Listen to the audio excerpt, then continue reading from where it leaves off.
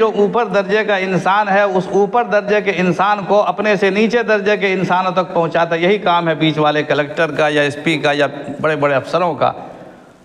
تو وہ انسان کا حکم انسان تک پہنچاتے ہیں. وہ ان بڑے انسانوں کے درمیان اور چھوٹے انسانوں کے درمیان رابطہ بنتا ہے.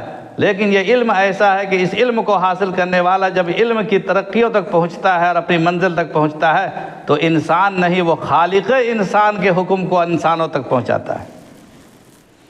تم جب مسجد میں کھڑے ہوتے ہو نماز پڑھانے کے لیے تو تمہاری نماز سے عوام کی نماز جڑی ہوئی ہوتی ہے. الامام ضامن، امام ضامن ہے. امام کی نماز خراب ہوگی تو مقتدی کی نماز خراب ہو جائے گی. امام کی نماز صحیح ہوگی تو مقتدی کی نماز صحیح ہوگی.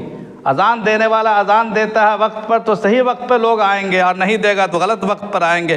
تمہارے کام سے لوگوں کا کام جڑا ہوا ہے، اور تم جو حکم پہنچاتے ہو انسانوں تک وہ انسانوں کا حکم نہیں